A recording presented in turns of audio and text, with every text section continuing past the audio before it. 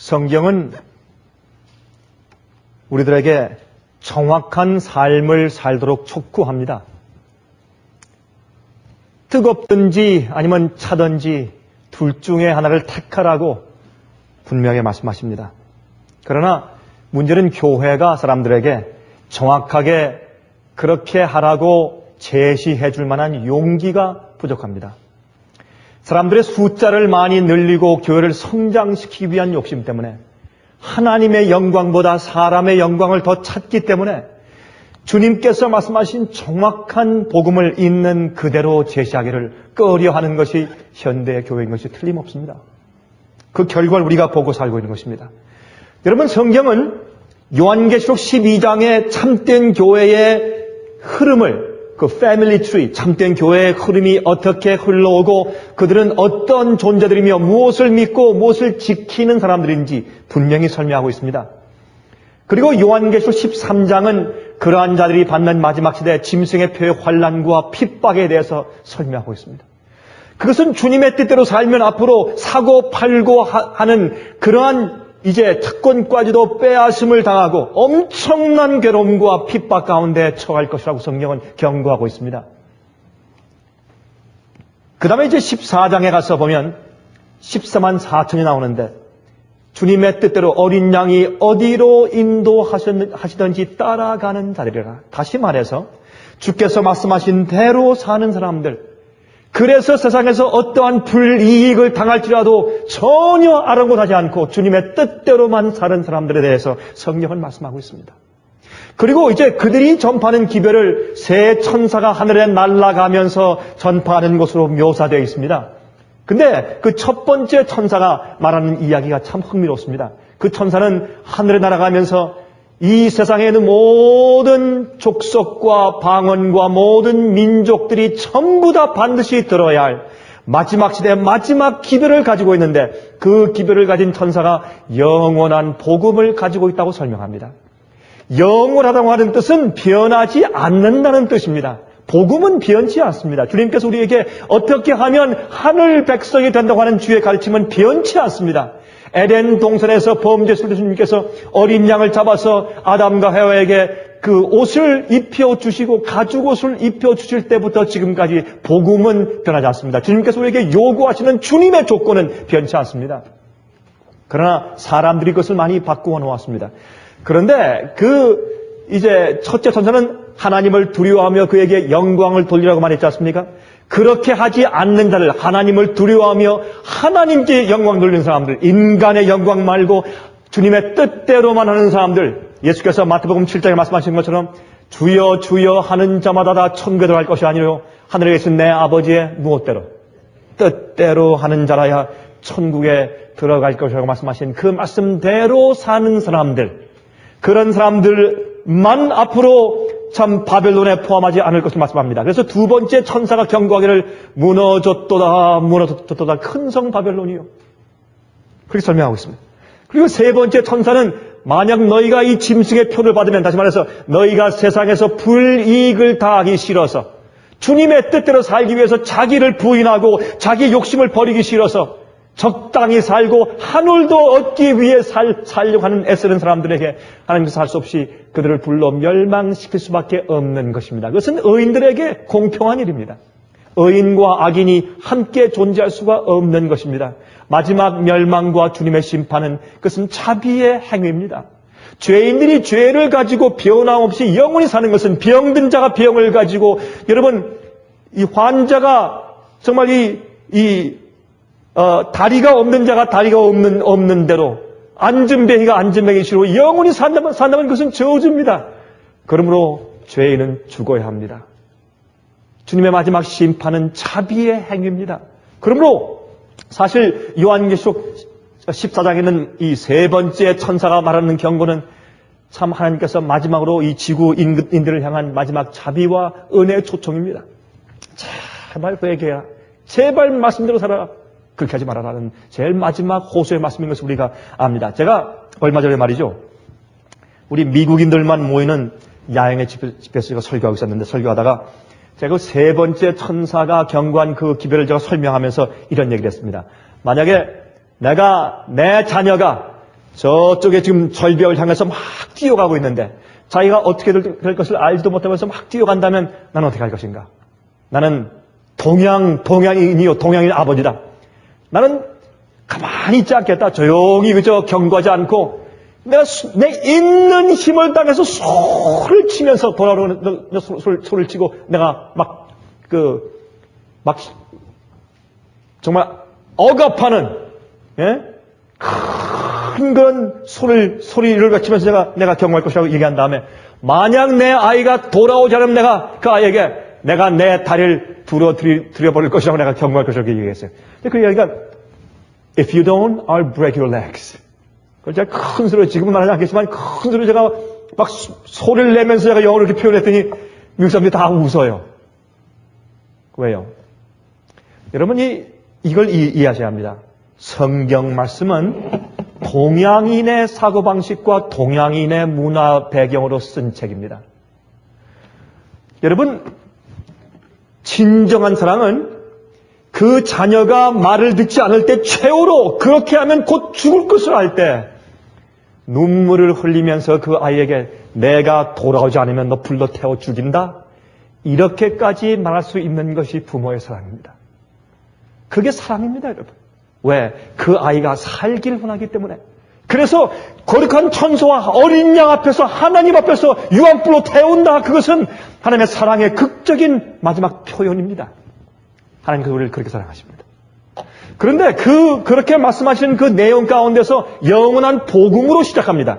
오늘날 세상에 하나님께서 말씀하신 복음이 잘못 바뀌어져 있습니다. 거짓 복음이 퍼져 있습니다. 잘못된 이해가 되어 있습니다. 그래서 제가 지난 시간과 이번 시간에 참된 십자가의 도에 대해서 모든 교파 교인들이 장로교인들이든지 성결교인이든지 감리교인이든지 침례교인이든지 천주교인들이든지 어떤 교회 교인들이든지 이 말씀을 들으면 아주 보편적으로 이해할 수 있는 말을 가지고 제가 성문화해서 제가 설명하고 있는 것입니다. 여러분, 저는 이 일을 위해서 제 마음 가운데 부담이 있습니다. 오늘날 많은 교회 교인들이 각가지의 여러 가지 모양의 복음을 듣지만 정말 하늘에 갈 수 있고 영원히 살 수 있는 복음은 한 가지밖에 없기 때문에 그래서 우리가 성문화해서 발표하는 것이 아주 중요하다고 생각을 해서 자, 이 말씀을 좀 드리는 것입니다. 자, 참된 십자가의 도 제 2부를 좀 설명을 좀 드리겠습니다. 우리 지난 시간 말씀드린 것을 우리 잠깐 동안 복습해 보도록 하십시다. 마태복음 16장 24절을 말씀하기를 이에 예수께서 제자들에게 이르시되 이 아무든지 나를 따라오려거든 자기를 부인하고 자기 십자가를 지고 나를 쫓을 것이냐 하였습니다. 여러분, 예수님께서 우리에게 말씀하시는 분부는 절대로 쉬운 것이 아닙니다. 여러분, 우리는 만약 인간적으로 누구나 거듭난 자나 거듭나지 않은 자나 누구나 할 수 있는 방법으로 살라고 말씀하신 것이 아닙니다.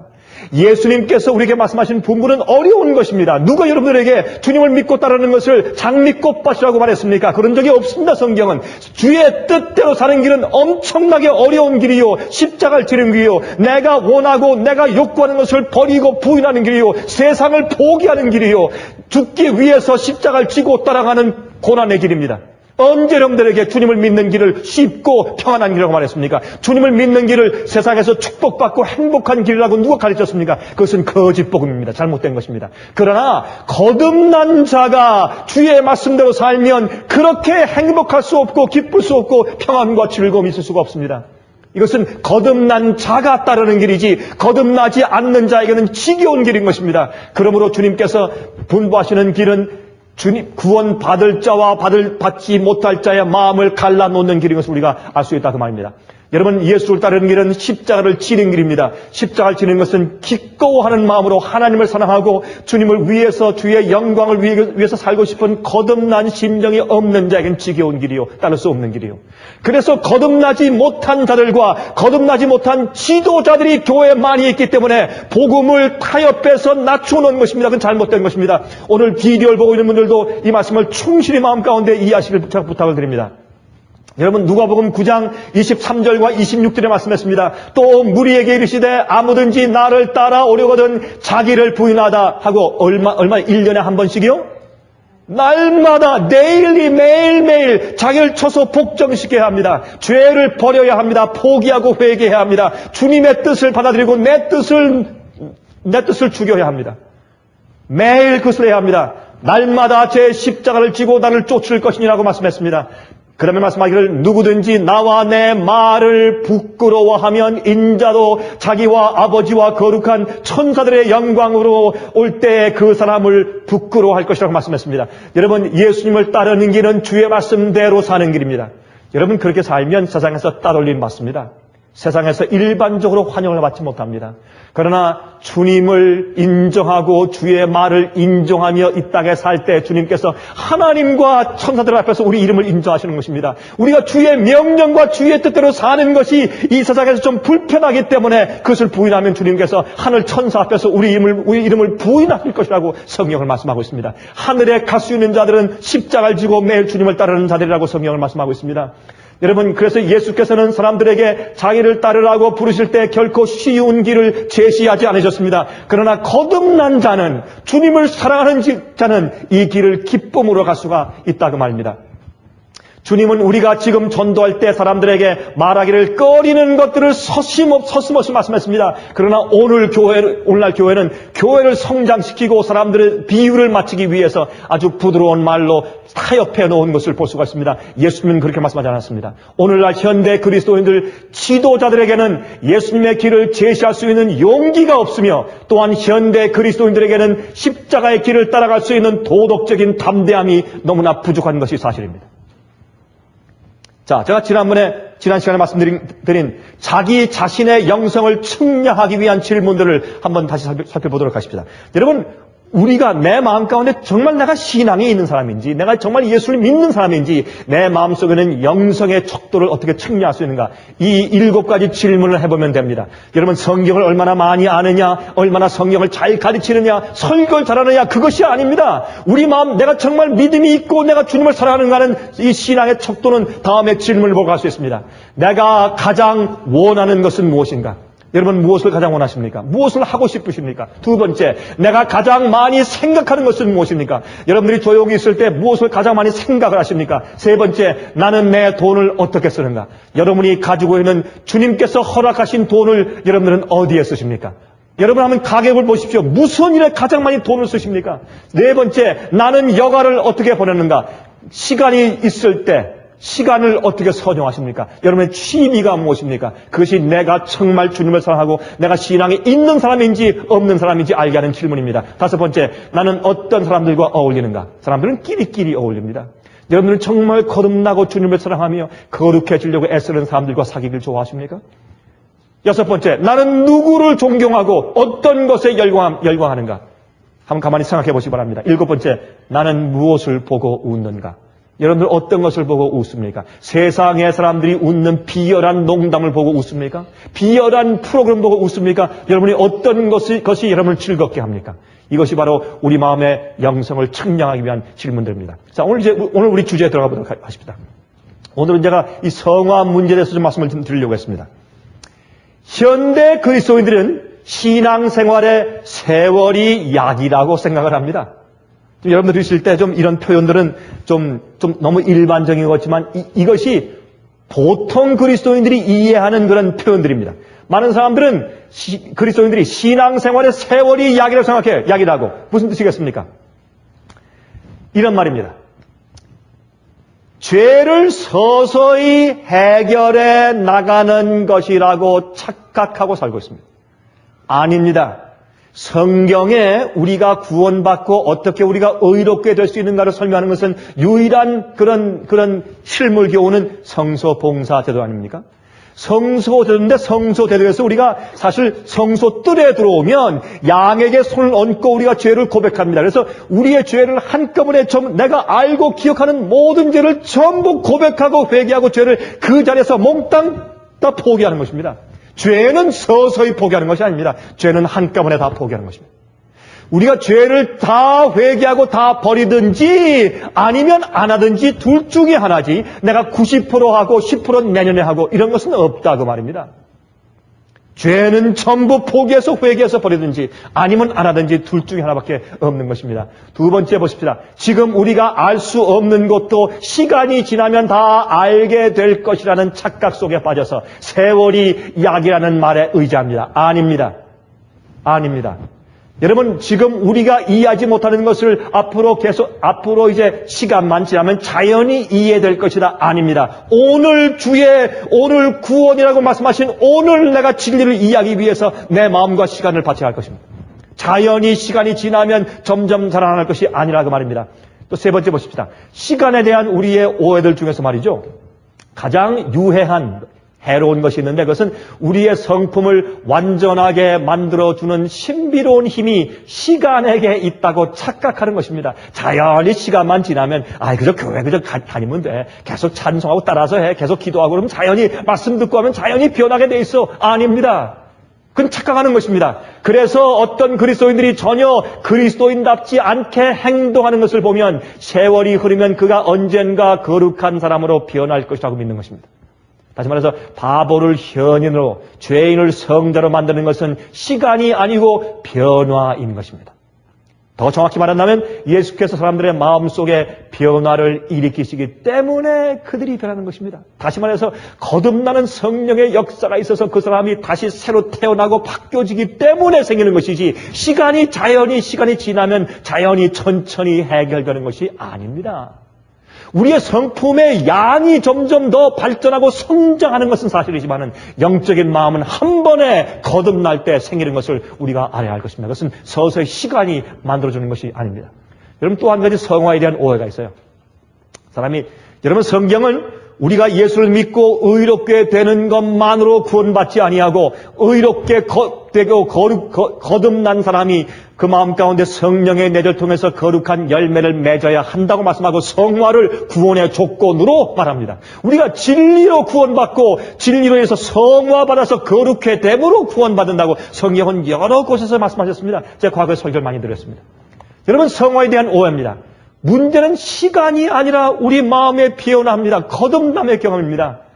여러분, 기독교의 박해자 사울이 변화여서 하나님의 사도 바울이 된 것은 시간이 천천히 만들어낸 변화가 아니었습니다. 그 변화를 이루신 분은 물을 포도주로 전격적으로 순간적으로 바꾸신 예수님의 능력이었습니다.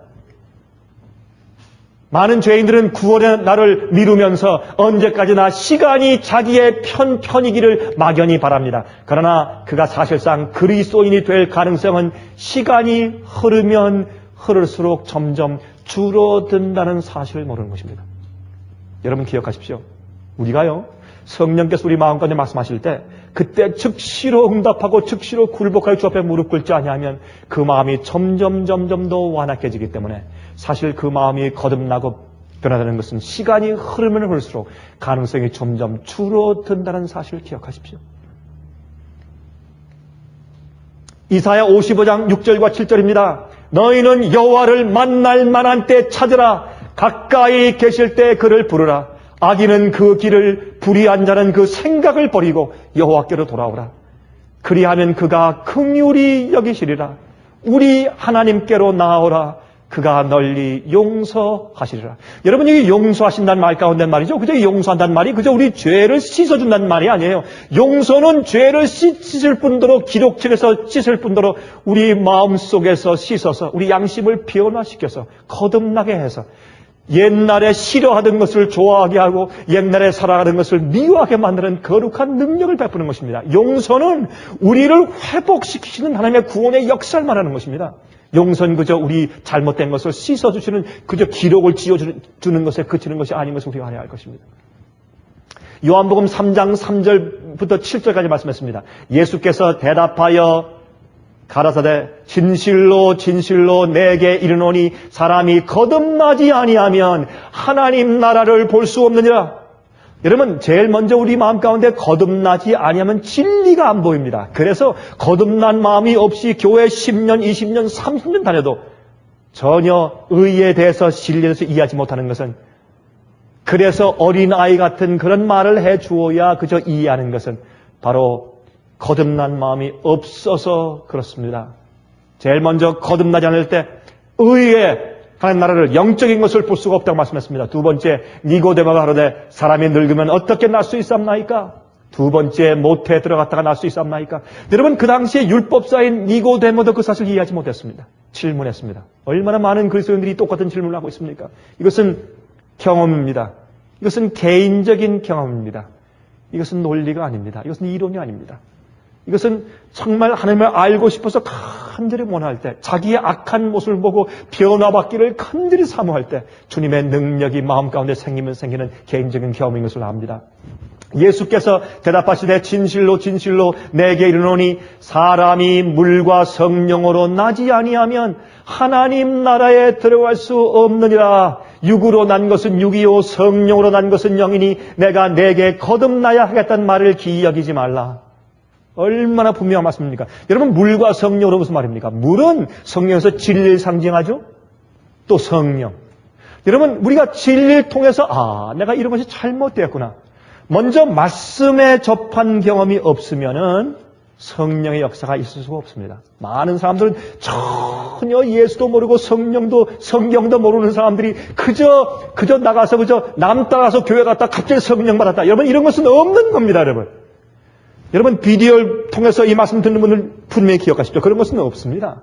전혀 예수도 모르고 말씀도 한마디 들어보지 못한 사람이 갑자기 부인 따라서 어디에요? 기도원 갔다가 갑자기 성령이 이 등이 뜨끈뜨끈해지면서 성령을 받았다. 여러분, 잘못된 것입니다. 거듭나는 것은 진리로 거듭납니다. 물과 성령으로. 물은 성경 하나님 말씀을 상징해요. 말씀으로 마음에 깨닫고 내가 이 잘못된 것이구나.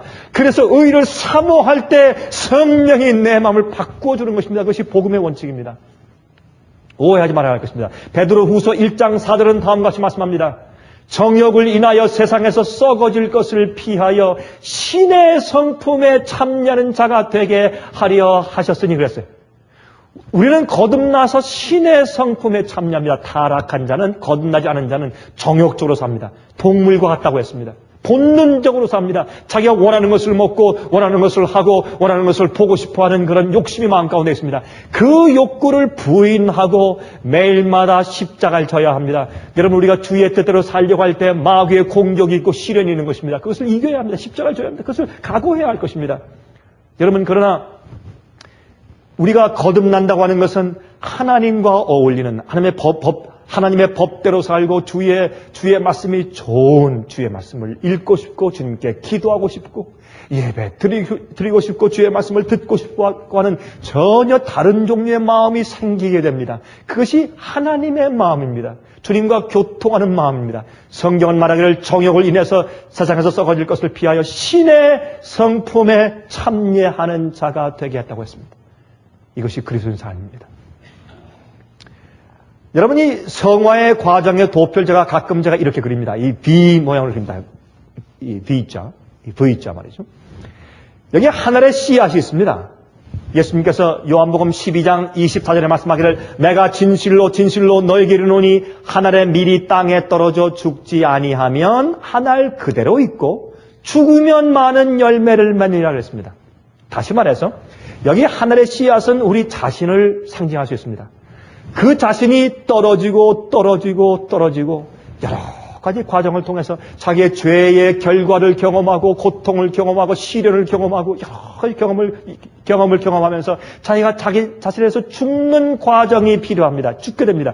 그래서 하나님께서 이 세상에 고통과 시련을 주시고 죄의 결과를 겪도록 주님께서 내버려 주신 것입니다. 왜? 그것이 우리가 우리 자신을 발견하게 만드는 방법이기 때문에 주님께서 은혜로 그것을 허락하신 것이 아니겠습니까? 그래서 사람들은 말이죠, 자기가 자신에게 죽어가는 과정을 성화라 그래요. 아닙니다. 이 사람은 아직 거듭난 경험도 없어요. 아직 그리스도인 생활을 시작도 못한 겁니다. 이게 착각이에요. 오늘 죄를 2개 포기하고 내일 4개 포기하고 그럼 내년에 또 10개 포기해서 점점 나아진다고. 그것이 성화가 아닙니다. 그건 발전이 아니에요. 아직 자기가 죽지 못한 것입니다. 자기가 죽지도 않았으면서 죽어가는 이제 과정에 있으면서 아직 채 거듭나지도 못한 상태에 있으면서 자기가 성화의 과정에 있다고 착각하는 것입니다. 아닙니다. 많은 사람들은 어떻습니까? 조금 마음에 건드릴 말을 딱 하면 금방 화가 올라가고 자존심만 조금 건드리면 견디지 못합니다. 왜 그렇습니까? 아직 거듭나지 못했습니다. 의에 대한 의분이 아닙니다. 자기에 대한 자존심에 대한 건드림 때문에 견디지 못합니다. 여러분이 많은 그리스도인들이 정말 진실로 자기가 죽는 경험이 없습니다. 그러면서 자기는 계속 자기를 쳐서 지금 선하게 살려고 애쓰고 있기 때문에 그 과정이 성화라고 착각을 하는 것입니다. 아닙니다. 성화는 먼저 자기가 죽어야 합니다. 씨가 땅에 떨어져서 죽어야 그 다음부터 새싹이 나는 것입니다. 싹이 나고 점점 자란 다음에 나중에 풍성한 과실 맺는 나무가 되지 않겠습니까? 그러므로 성화는 자기가 거듭나고 죽고 새로운 사람으로 주 안에서 거듭나서 새로운 욕구가 생기고 새로운 그런 영이 생겨서 거듭난 다음에 새싹으로 시작하는 경험을 성화라고 합니다. 이것은 일생과업으로 계속해서 영적으로 발전하고 성령의 열매가 점점 더 풍성하게 맺히는 것입니다. 자아가 죽어가는 과정은 아직 거듭나지도 못했습니다. 많은 그리스도인들이 바로 이 과정 가운데 있지 이 과정 가운데 없기 때문에 영적인 것을 이해하지 못하고 있다고 말입니다. 여러분, 이것은 중요한 것입니다. 이것은 중요한 것입니다.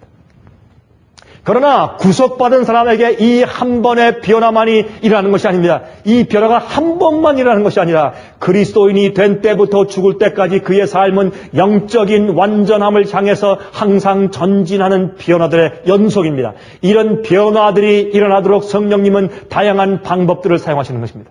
어떤 사람에겐 축복을 사용하시고 어떤 사람에겐 위로를 사용하시고 어떤 사람에겐 시련과 고통을 사용하시고 어떤 사람에겐 낭만과 어둠을 사용하십니다. 그 사람에게 알맞은 환경을 사용하셔서 그를 구원하시는 것입니다. 그러므로 우리에게 필요한 것은 시간의 흐름이 아니고 매일의 무엇입니까? 거듭남이 필요합니다. 이것이 오늘날 일반적인 교회에 들어있는 잘못된 성화에 대한 오해인 것입니다. 우리 다음을 좀 보십시오. 여러분, 회개와 후회의 차이가 있습니다. 있습니까? 없습니까? 회개와 후회의 차이가 있어요. 많은 그리스도인들이 하는 것은 자기 연민에 빠진 자기 자아의 사랑의 후회지 회개가 아닙니다. 여러분, 무슨 말씀인지 아십니까? 보십시다. 회개와 후회의 차이가 무엇인가?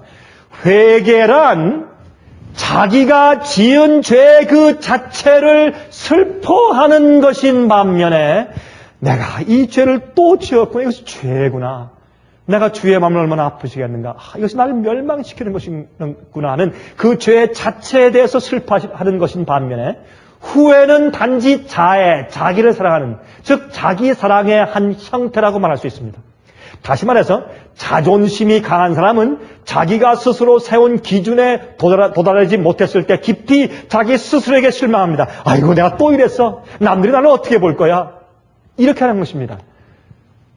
그는 자신의 잘못된 행위가 좀 더 선하고 훌륭한 자신이 되지 못한 데 대한 후회입니다. 그리하여 심지어 하나님이 그를 용서하신다 할지라도 자신이 자신을 용서하지 못하게 됩니다. 이런 사람은 죄 때문에 생기는 수치심으로 괴로워하며 자신의 체면이 손상된 것을 쉽게 잊을 수가 없습니다. 이것은 후회입니다. 이것은 회개가 아닙니다. 하나님께 대한 회개가 아니에요. 그는 계속 자신에게 분노하며 자신에게 형벌을 가합니다. 여러분이시여, 율법주의자, 진심으로 회개하지 않고 후회하는 사람들은요, 자기 자신을 자학하며 삽니다. 예수님의 용서의 은혜를 감사하며 살지 못합니다. 스스로 자학하며 삽니다. 그가 자신에게 형벌을 부과하는 방법은 번번이 하나님께 나아가서 분노 중에 자신을 비난하는 것입니다. 하나님, 내가 또 이랬어요 하는 것은 어떤 면에서 회개보다 자기 자신에 대한 학대인 것입니다. 이런 일들이 반복되면 결국 그는 만성적인 회환의 감정에 빠지게 됩니다. 만성적인 회환은 깊은 회개의 증거인 것처럼 보이지만 사실은 깊은 자해의 증거입니다. 그래서 많은 사람들은 감정적으로 후회하는 것을 회개라고 착각하는 것입니다. 회개는 자기 스스로 자기 이 만성적인 감정에 빠져서 그런 느낌을 느끼는 것이 아닙니다. 여러분 보세요. 진정한 회개는 무엇이 다릅니까? 개혁이 다릅니다. 자기 생활을 바꾸는 개혁이 없는 것은 그것은 아무리 감정적으로 회개해도 회개가 아닙니다. 회개 뒤에는 반드시 자기를 바꾸는 개혁이 뒤따르게 되는 것입니다. 그러나 만성적인 후회에는 변화가 따르지 않고 계속적으로 감정적인 후회의 느낌만 반복된다, 그 말입니다. 여러분, 그리스도 안에 있는 사람에게는 하나님이 받으실 만한 완전한 과거만이 존재할 뿐이고, 왜? 용서받았기 때문에. 그는 그리스도 안에서 죽었고 그리스도 안에서 부활했고 그리스도 안에서 하나님께 은혜를 입은 사람들 중에 이미 하늘 보좌에 앉혀진 것처럼 살고 있게 되기 때문에 그렇습니다. 여기서 우리가 이 성화의 과정에 대해서 우리가 한 가지 좀 이해하고 지나갈 것이 있습니다. 그것은 이것입니다. 십자가를 지는 것과 하나님께 징계를 받는 것과의 차이가 있습니다. 여러분 그 차이를 이해하십니까? 어떤 때 말이죠. 내가 이거 십자가를 지고 내가 신앙대로 진리대로 살기 때문에 내가 십자가를 지어야 되는 것인지 아니면 이게 징계를 받는 것인지 어떤 때는 혼돈이 돼요. 그렇죠? 여러분 그 차이를 어떻게 구별할 수 있겠습니까? 잘 보십시오. 십자가를 지는 것과 징계를 당하는 것은 비슷해 보이지만 실상 다릅니다. 징계는 그것을 당하는 사람의 동의 없이 그에게 부과됩니다. 이것은 우리가 원하지 않아도 우리에게 옵니다. 그렇죠? 그러나 반면 십자가를 지는 것은 본인의 동의 없이는 부과될 수가 없습니다. 그래서 자기를 부인하고 날마다 자기 십자가를 지고 그것은 우리가 하는 거예요. 내가 선택하고 내가 지는 것이에요. 어떤 때 우리가 진리대로 살면 우리가 어떻게 해요? 어려움을 당하게 되는 것을 우리가 압니다. 그러나 이걸 조금 타협하면 어떻게 됩니까? 이익이 온다든지 영광이 와요. 그때 어떻게 해요? 내가 진리를 따르기로 선택할 때 오는 불이익을 당하는 것은 십자가를 지는 것입니다. 자기가 알아요. 내가 선택한 것이에요. 그러나 징계는 내가 선택하지 않아도 주님께서 내게 주시는 것을 말하는 것입니다. 주님도 자신의 자유로운 선택에 의해서 십자가를 졌습니다. 아무도 예수님을 십자가 지도록 강요하지 않았습니다. 그분은 십자가를 피할 수 있는 기회들이 얼마든지 있었지만 예루살렘에 올라가서 죽기로 굳게 결심했습니다. 그분을 십자가 길로 몰아넣은 것은 그분의 사랑이었습니다. 징계는 하나님이 행하시는 것이고 십자가를 지는 것은 그리스도인이 마땅히 해야 할 의무입니다. 하나님은 자신의 백성들에게 사랑의 매를 대실 때 그들의 허락을 구하지 않으십니다. 신자는 징계를 자발적으로 취하지 않습니다. 제가 쓴 것은 이 말씀을 듣고 보는 사람들이 눈으로 보고 듣고 정확하게 이해할 수 있게 제가 성문화해서 이 교회에서 오늘날 복음에 대해서 잘못된 오해를 제가 풀어드리려고 지금 애를 쓰고 있는 것입니다. 그럼 히브리 12장 6절 7절 아시죠? 다음과 같이 말씀되어 있죠? 주께서 그 사랑하시는 자를 징계하시고 그의 받으시는 아들마다 채찍질 하심이니라 하였으니 너희가 참음은 징계를 받기 위함이라. 하나님이 아들과 같이 너희를 대우하시나니 어찌 아비가 징계하지 않는 아들이 있으리요. 주님께서 우리를 사랑하셔서 구원하시려고 계획하신다면 주님께서 가끔 우리를 징계하지 않으시겠습니까? 그 당연한 얘기 아니겠습니까?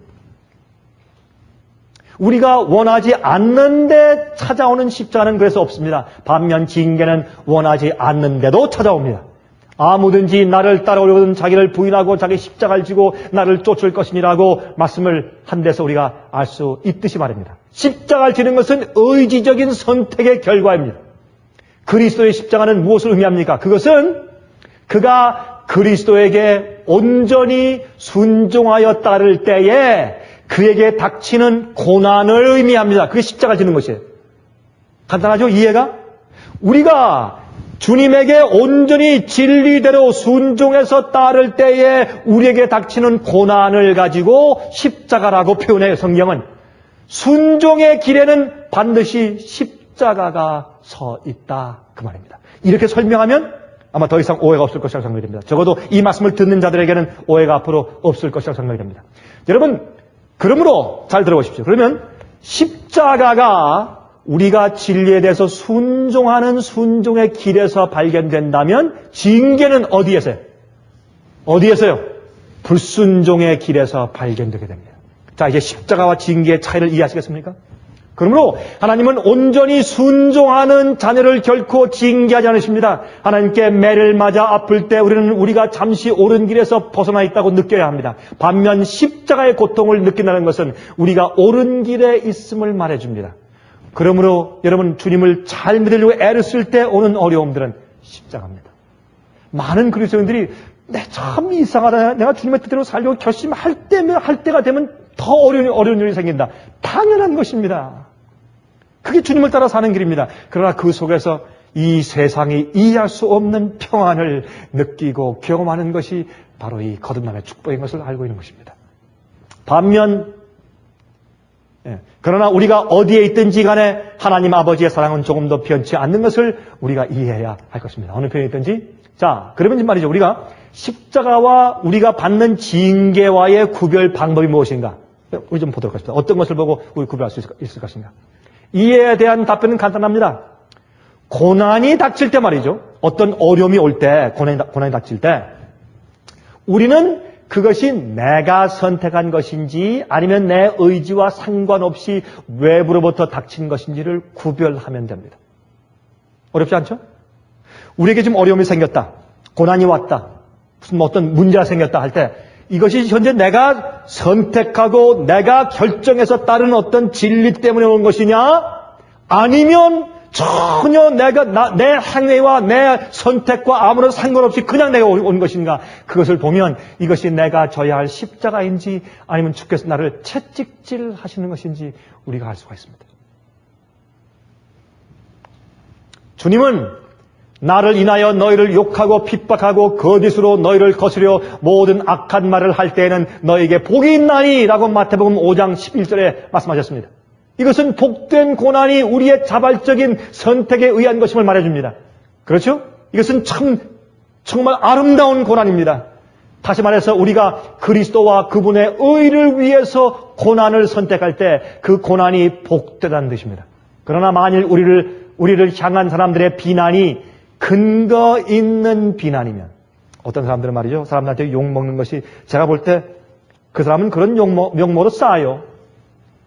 당연합니다. 그런 것을 핍박이라고 생각하고 고난의 십자가라고 생각합니다. 아닙니다. 우리가 구분할 수 있어야 합니다. 만일 우리를 향한 사람들의 비난이 근거 있는 비난이라면 우리의 고난은 복된 것이 아닙니다. 우리가 당연히 당할 징계를 당하면서도 그것을 십자가라고 믿는 것은 자신을 속이는 것입니다. 그러므로 징계의 고통에 대해서는 기뻐할 것이 아니라 회개해야 할 것이라 그 말입니다. 이렇게 우리가 성문화해서 설명해 주면 사람들이 이제 앞으로 이 복음에 대해서 성화에 대해서 오해가 없을 것이라고 생각이 됩니다. 이제 물어보십시다. 우리 다음 장으로 지나가기 전에. 여러분들이 요즘에 여러분 생활에서 개인적으로 당하시는 고난들이 주로 어떤 종류의 것들입니까? 손을 한번 들어볼까요? 그냥 지나가십시다.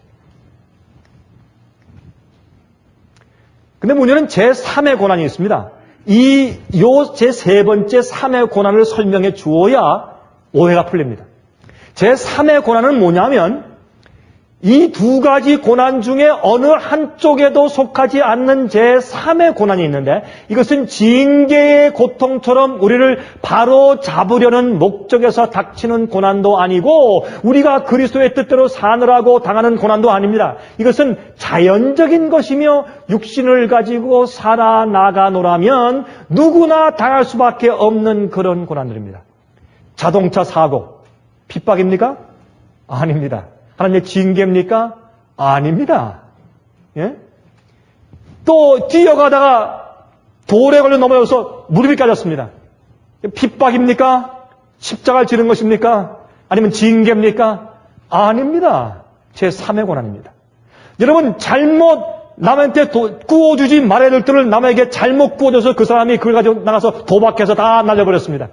여러분 돈을 잘못 쓴 것입니다. 그것은 징계입니까? 아닐 수 있습니다. 여러분이 잘못 여러분의 선택 때문에 생긴 제3의 고난이 그저 여러분이 이 세상에 살면서 생기는 자연적인 고난들입니다. 여러분 이 세상에 살면서 자연적인 고난들이 많아요. 그것을 마치 우리가 하늘에서 오는 징계나 핍박으로 오해할 수 있습니다. 그렇게 하지 마십시오. 여러분 십자가를 지는 것은 주님을 위한 의를 위해서 핍박받는 것은 진리를 선택할 때 오는 불이익들입니다.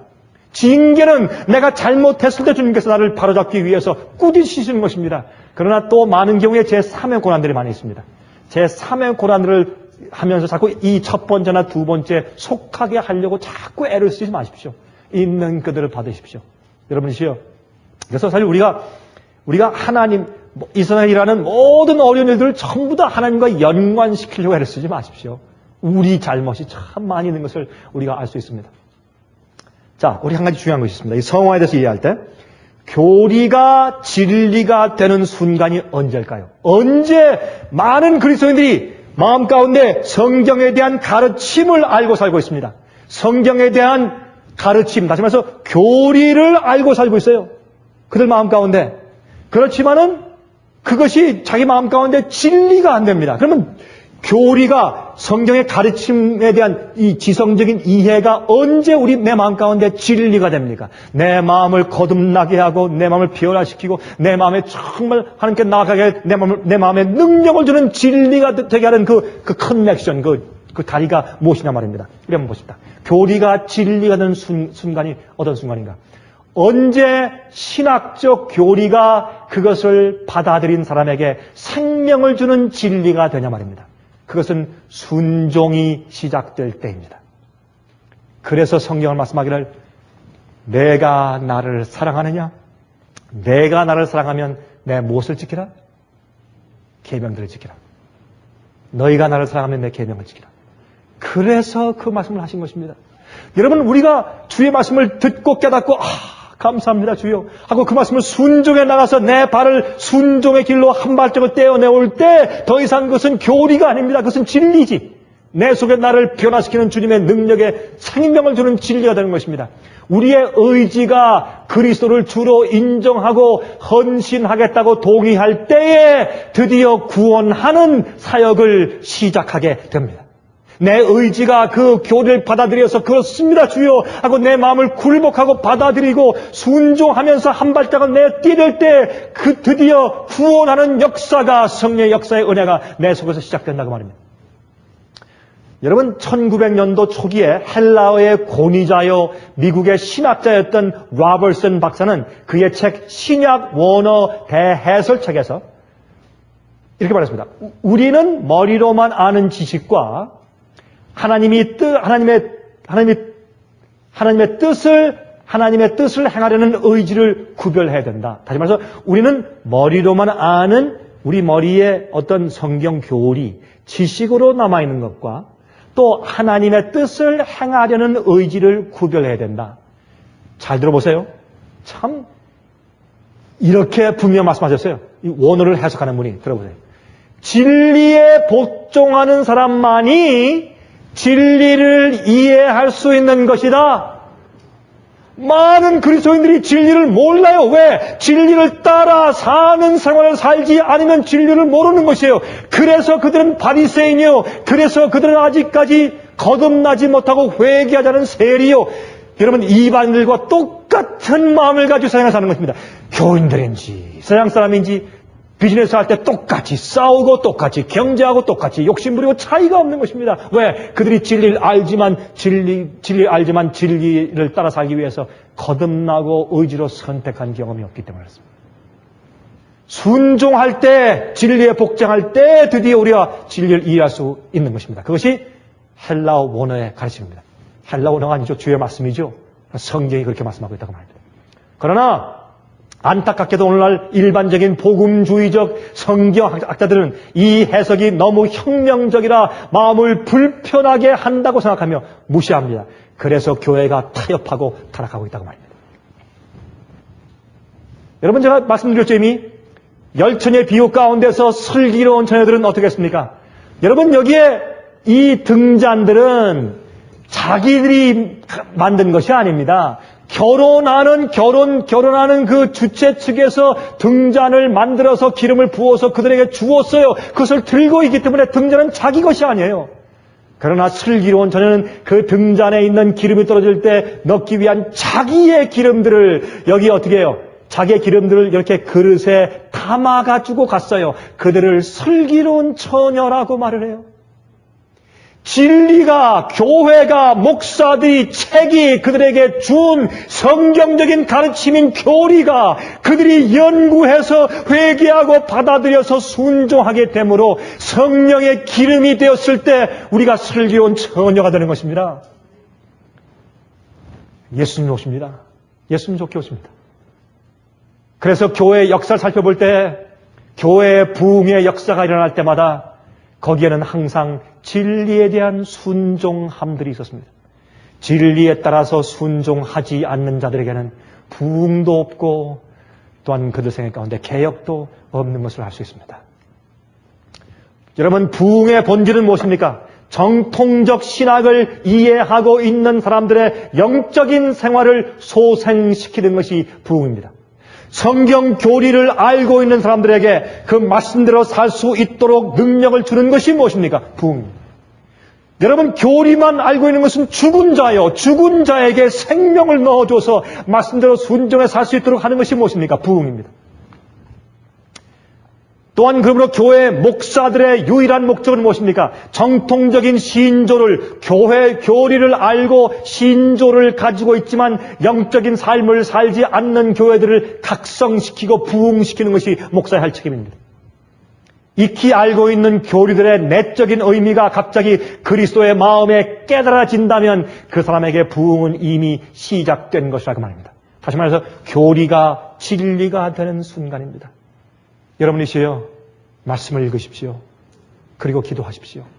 목사가 할 수 있는 일은 듣는 자들 마음 가운데 그렇게 하도록 격려하고 진리를 설득시키는 일밖에 할 수 없습니다. 그러나 여러분들이 기름을 준비해야 합니다. 교리된 말씀을 읽으며 주 앞에 기도하셔야 합니다. 성령께서 은혜로 마음속에 역사하셔서 내 마음을 변화시키고 생동력이 있는 영적인 삶을 주시도록 기도하셔야 합니다. 그래서 우리 기름을 준비해야 합니다. 여러분, 지성과 감정과 의지의 행동의 삼각함수가 있습니다. 잘 보십시오. 제일 먼저 예수께서 나오사 큰 무리를 보시고 불쌍히 여기사 그 중에 있는 병인을 고쳐주시니라. 이 말씀은 마태복음 14장 14절에 있습니다. 자, 여기 예수께서 하신 것을 보세요. 이것을 볼 때 예수님도 완전히 하나님이시지만 온전히 또 인간 되셔 오셨어요. 예수님께서 무리를 보시고 지금 어떤 입장에 있는 것을 보셨어요. 지성이 역사했어요. 깨달았어요. 두 번째 무엇입니까? 불쌍히 여기시고 감정이 생겼어요. 세 번째 어떻게 해요? 의지의 행동으로 그 병을 고쳐주셨어요. 어떤 일을 하셨어요? 여러분, 하나님께서 우리에게 이 두뇌를 주신 것은 이유가 있습니다. 이 뇌를 주신 것은. 뇌의 역사 가운데 무엇이 있습니까? 지성이 있고 감정이 있고 어떻게 해요? 또 감정을 따라서 행할 수 있는 의지가 있어요. 우리가 교리를 성경 신학을 깨닫고 진리를 알아야 됩니다. 진리가 우리를 거듭나게 해요. 진리가 또 성령이 우리를 또 거룩하게 하세요. 그것은 무엇입니까? 진리를 먼저 깨달아야 돼요. 그 다음에 어떻게 해요? 마음 가운데 감동이 생겨야 돼요. 그 다음에 어떻게 해요? 내 의지로 그대로 살려고 내가 따라서 행동화 옮겨야 합니다. 행동화 옮기는 일이 없는 신앙은 그것은 죽은 신앙이요. 그것은 참된 믿음이 아닙니다. 그것이 야고보서가 아닙니까? 자, 보십시다. 그러면 지성적인 이해, 지식과 인지입니다. 어떻게 깨달았습니다. 아, 그렇구나. 깨달았어요, 진리를. 그 다음에 그 진리는 우리에게 감동이나 동정을 유발시킵니다. 감정이 생겨요. 세 번째, 그것이 의지적인 행동으로 몰아갑니다. 그러므로 행함이 없는 믿음은 어떻게 된 것이라? 죽은 것이라. 여러분의 답변이 죽었습니다, 지금 보니까. 여러분, 행함이 없는 믿음은 어떻게 된 것이라? 죽은 것이라. 죽은 것이라. 악에 대한 우리 동정심을 생각해 봅시다. 여러분, 우리를 부흥시키고 개혁시키지 못하는 큰 이유가 있어요. 그것은 악에 대한 동정심이에요. 진리와 복음에 대한 타협에 대한 동정심이에요. 아, 나는 이런 사람들이야. 내 형들은 다 이런 사람이니까 이럴 수밖에 없어. 주님 우리를 불쌍히 여기시고 구원하실 거야. 은혜로만. 이것이 큰 문제입니다. 오늘날 교회 안에서. 그것이 무엇이겠습니까? 악에 대한 동정심이에요. 죄된 것, 즉 잘못된 것이나 또는 금지된 것을 깊이 생각하면 이상하게도 우리 마음에는 악에 대한 동정심 같은 것이 생깁니다. 여러분, TV나 영화에 감화를 계속 받으면 어떻습니까? 악한 모습을 자꾸 보십시오. 여러분, 전 이런 걸 느꼈어요. 옛날에 제가 젊을 때 영화를 볼 때 강도나 도둑들 말이죠. 그 결과는 반드시 잡혀요. 처벌받고. 근데 요즘의 영화는 어때요? 요즘의 영화는 강도가 어떻게 해요? 막 수백만 불을 훔쳐가지고 도망갈 때 스릴 있게 탁 도망가서 잡히지 않고 싹 도망가는 것을 만들어 놓고 결론 내릴 때 사람들이 막 박수치고 신나고 스릴을 느껴 해요. 그렇죠? 그렇게 자꾸 타협한 모습을 자꾸 보면은 죄에 대해서 어떻게 해요? 마음 가운데 동정심이 생겨요. 부도덕한 장면을 보면서 자꾸 보니까 어떻게 해요? 간음하게 되는 것이에요. 죄에 대한 동정심이 생기게 하는 것이 마귀의 역사인 것을 알 수가 있습니다. 그래서 다윗과 바스바에게, 다윗은 어떻게 했습니까? 그가 보는 것에 의해서 마음이 움직였고 그에 따라 행동하게 되어서 죄를 지음으로 죽는 날까지 죄의 비극적인 결과에 시달려야 됐습니다. 그는 보고 느끼고 행동했습니다. 다윗은. 그렇죠? 그게 다윗의 죄입니다. 다윗은 목욕하는 바스바를 보지 말았어야 합니다. 보았어도 도망갔어야 합니다. 그러나 그가 계속 보고 죄에 대해서 그가 동정심이 생겨서 그의 마음에 타협하게 되고 의의 표준이 내려갔습니다. 이것이 오늘날 기독교의 복음을 낮추는 아주 심각한 문제인 것을 사람들이 교회에서 강조해 주지 않는 것입니다. 그러나 그로부터 수세기 후에 다윗의 자손으로 오신 예수님께서는 병자들을 치료하실 때 보고 느끼고 행동하셨습니다. 그러나 다윗과 예수님의 도덕적 차이는 감정적 차이에 기인합니다. 예수님은 성령이 충만한 분이었고 거듭난 마음을 계속 가지고 계신 분이었습니다. 여러분이시여, 우리가 한 번 거듭나고 마는 것이 아닙니다. 매일 거듭나고 매일 예수의 십자가를 지고 주님을 따라야 합니다. 그럴 때 우리가 죄에 대한 동정심이 마음 가운데 생기지 않는 것입니다. 그러므로 다윗과 예수님의 도덕적 차이는 감정적 차이에 기인합니다. 다윗은 아름다운 여인을 보았고 예수님은 고통당하는 대중을 보았습니다. 전자는 죄로, 후자는 긍휼의 행동으로 이어졌습니다. 그러므로 감정이 성화되어야 합니다. 우리 마음이 바뀌어야 합니다. 진리로 우리 지성이 바뀌어야 합니다. 우리 감정이 성화되어야 합니다. 우리의 의지가 튼튼해져야 합니다. 힘이 있어져야 합니다. 그것이 복음의 경험입니다. 갈라디아 5장 16절과 17절입니다. 어떻게 말씀되어 있습니까? 내가 이르노니 너희는 성령을 쫓아 행하라. 그리하면 육체의 욕심을 이루지 아니하리라. 여기 말씀하기를 성령을 쫓아 행하라 했어요. 우리의 의지의 결정과 우리의 선택과 행함이 필요해요. 성령을 쫓아서 행하라. Walk in the Spirit. 행해 나가라 말해요. 그리하면 육체의 욕심을 이루지 아니하리라. 육체의 소욕은 성령을 거스리고 성령의 소욕은 육체를 거스리나니 이 둘이 서로 대적함으로 너희의 원하는 것을 하지 못하게 하려 함이니라 그랬습니다. 우리 마음의 감정이 성화되고 성령께서 내 마음 가운데 계시면 죄가 싫어집니다. 죄의 욕심이 내 마음 가운데서 올라와도 그것을 이룰 수가 없습니다. 그러나 내 마음이 거듭나지 않았을 때, 어제 거듭나도 오늘 타락하고 있으면 내가 죄를 이길 힘이 없어집니다. 그러므로 성령과 죄는 대치에 있는 원수의 힘인 것을 성경은 말씀하고 있습니다. 믿는 자들의 마음속에 일어나는 성령님의 활동은 무의식적이거나 자동적인 것이 아닙니다. 인간의 지성과 의지가 하나님의 자애로운 뜻에 순종하여서 협력하는 것입니다.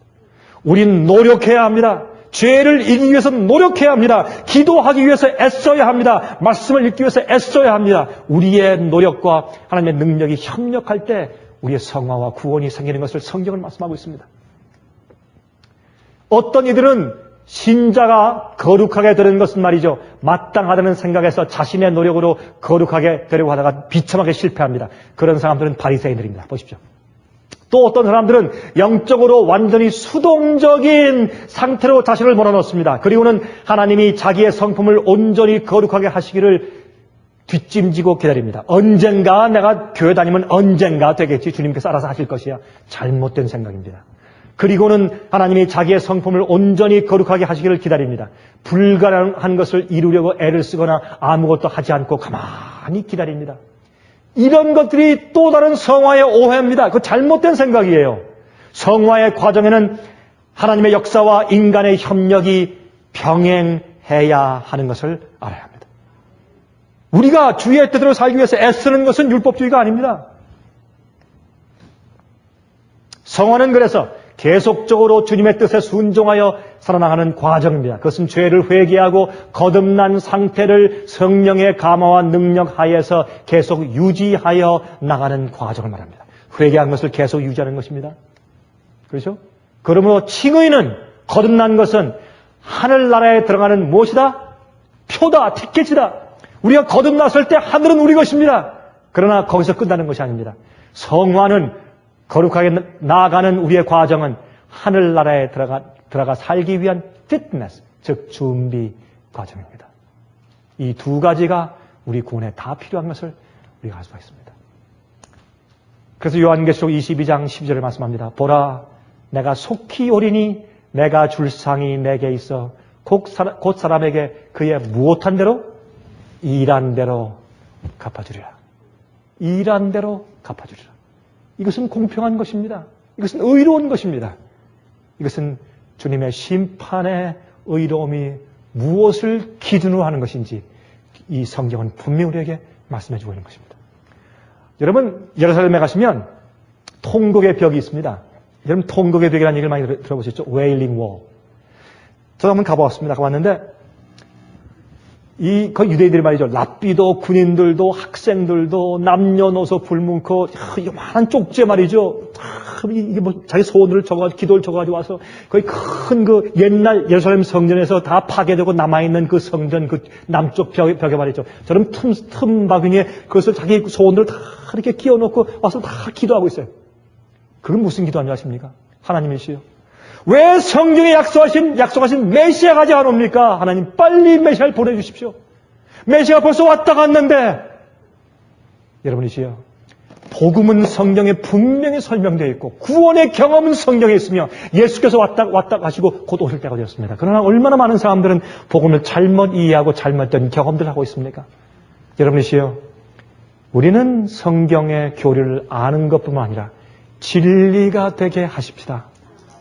그리고 진리를 사랑하고 진리로 삶으로 당하는 분리, 주님의 뜻대로 살기 때문에 지는 십자가를 매일 지는 생활 살게 되시기를 간절히 바랍니다. 하늘에 계신 우리 아버지, 우리가 온 마음을 다해서 간절하게 간구합니다.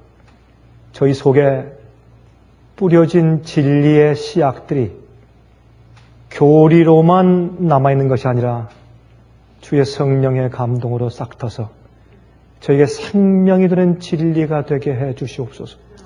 저희 마음속에 막고 있는 자기를 부인하지 않고 십자가를 지기를 싫어하는 것들이 주 앞에 깨어져서 주 앞에 굴복되게 해 주시옵소서. 이 말씀을 듣고 보는 주님의 백성들 가운데서 한 말씀도 진리를 거역하지 않게 해주시고 주님께 나아가서 순종하는 것이 기꺼운 그런 마음을 가질 수 있도록 축복하여 주시옵소서. 우리가 이 세상의 쾌락의 만족보다 진리대로 사는 즐거움과 화평을 택하게 하시며 세상의 번영보다 영원한 나라를 택하게 해 주시옵소서. 살아계신 예수 그리스도의 귀하신 이름을 받들어서 간절하게 기도합니다. 아멘.